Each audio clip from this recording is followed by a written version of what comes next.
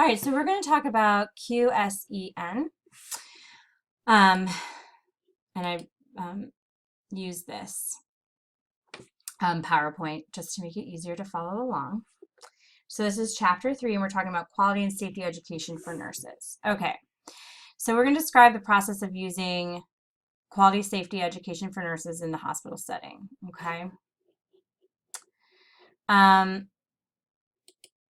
All right, so what exactly is a competency? The Institute of Medicine defined competency as the habitual and judicious use of communication, knowledge, technical skills, clinical reasoning, emotions, values, and reflection in daily practice. So quality, safety, education for nurses. So we have competency categories: patient-centered care, teamwork, collaboration, evidence-based practice, quality improvement, safety, and informatics. So all of this is going to encompass what we're talking about this semester. The purpose of the QSEN competency is to meet the challenge of preparing nurses to improve knowledge, skills, and attitudes necessary to continuously improve quality. So here's the thing.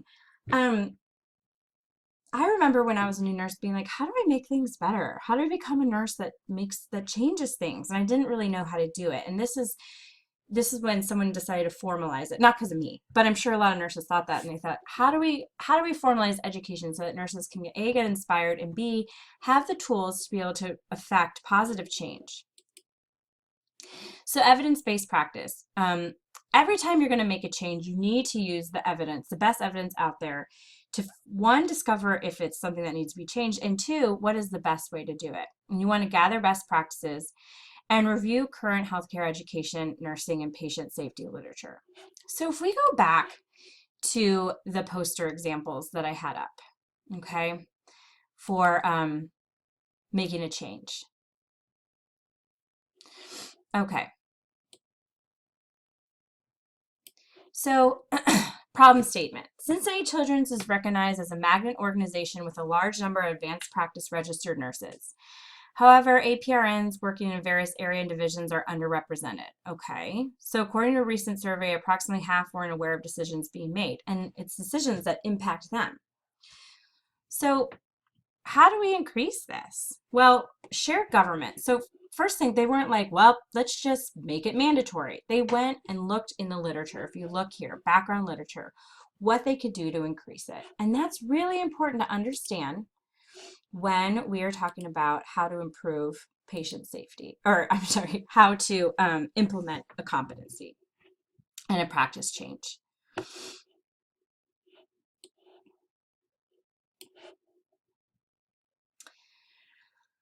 Okay. So addressing disruptive behaviors, incivility in healthcare. So relevant sources of literature support that findings that problems of incivility in healthcare are harmful and costly. Replacement of one nurse can cost between $46,000 to $145,000. Why is this a problem? How many of you have experienced incivility in the workplace? I'm just going to put me over here. Me, I'm raising my hand. And it makes it hard to stay. Whether it's a nurse-to-nurse level, higher up, doctor to nurse, nurse practitioner, doctor. It's really important that we understand teamwork and collaboration so that we can improve civility in healthcare, okay? Because it's going to decrease cost in healthcare. It's also going to improve patient outcomes because the longer a team works together, the more effective they'll be. So here are specific QSEN opportunities that was presented for an orientation group. And it talked about what people felt and what it was a survey about disruptive behaviors. I recognize when disruptive behaviors are present in the workplace. I recognize bullying and disruptive behavior. These are real questions that we need to ask ourselves. So well documented in many initiatives and leading healthcare organizations, driving improved outcomes, you know, the WHO, QSEN, Joint Commission, that the benefit of interprofessionality will improve patient outcomes and decrease sentinel events. So interprofessionalism not only improves outcomes, but it's going to improve people getting hurt, our patients, and they're real people. So why do we talk about simulation? Well, it's important because simulation is a technique to replace or amplify real experiences. We can't not everyone's going to get trained out there hands-on. And before you do get hands-on, it's important that you simulate certain situations so that when you go out there, you don't hurt anyone. That's a safety issue. The first time you put a Foley in someone, you should be able to understand the body mechanics of it so that when you run into the actual problems of a person's anatomy, a squirmy patient, you're under pressure, that the muscle memory is there so that you know at least your technique is going to be all right. So the value of simulation, safe environment, you learn from your mistakes, repetition, enhances teamwork and collaboration.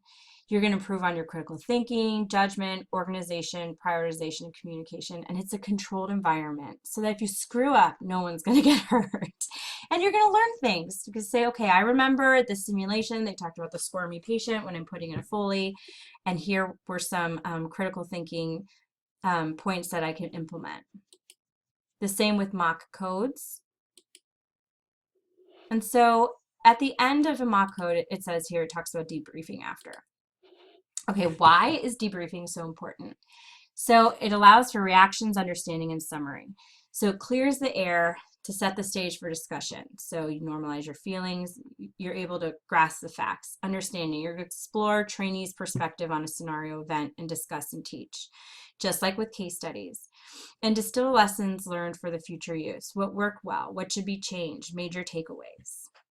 Here's an example of an evaluation tool.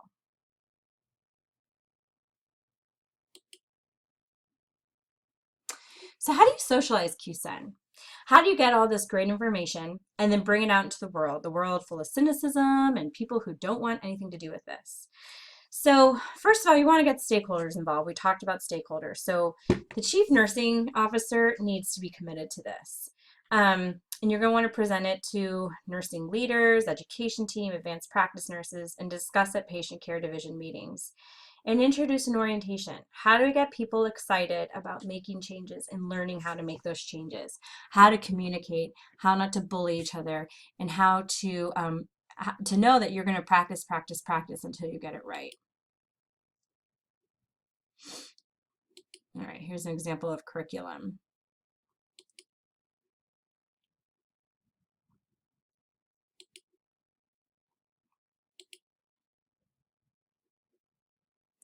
So they piloted the use of onboarding checklists with 16 new graduates and their preceptors. The feedback from the group had been very positive. They were using process improvement for evaluating and improving for the next group. And that's something that we need to do anytime we put in a change. Hello and welcome to my Snagit presentation via screencast.com regarding QSEN Quality, Safety, and Education for Nursing. The QSEN is based on constructivist theory of learning, and it is based on a context domain of who, what, why, and how. When we think of constructivist learning, we must consider the context and domain the learner is centered in. This stresses everything about them inside and out. Learning will occur as the reflection of the who and what are individualized in the method of learning. How the information is experienced will dictate the outcomes and how the learner chooses to carry over the subject matter into their day-to-day experiences or practice. Under the QSEN competencies, there are 6 competencies. The first, patient-centered care, recognizes patient or designee as a source of control. This is based on the patient's preference, values, and needs and is under coordinated care. Teamwork and collaboration function effectively within nursing interprofessional teams that are majorly concerned with fostering open communication, mutual respect, and shared decision-making. Evidence-based practice integrates the best current evidence within clinical expertise and delivers values of optimal health and care. Quality improvement, QI, is the QI of the QSEN.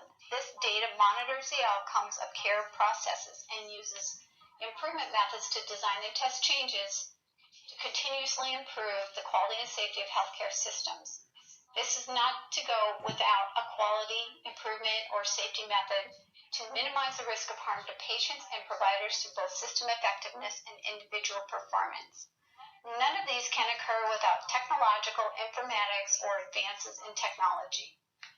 These communicate, manage, apply knowledge of the systems mitigates errors, and supports decision-making. These competencies will become a part of an embedded practice as the nurse moves from novice position and becomes an experienced practitioner. I invite you now to view my brief video, HCA Hospital Corporation of America, and some new and advanced technological Imagine a world abilities where germs have finally met their match. I believe you will enjoy this. If you have questions, you may contact me at ccrn@gmail.com. Thank you and have a good day.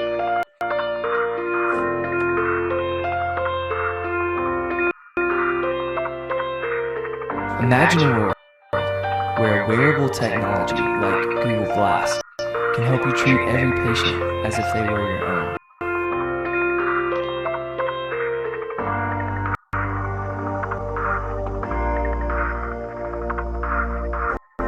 Imagine a world where noise is no longer a concern, where communication is immediate and effective. Imagine a world where technology and inspired healthcare professionals work as partners, bettering the patient experience.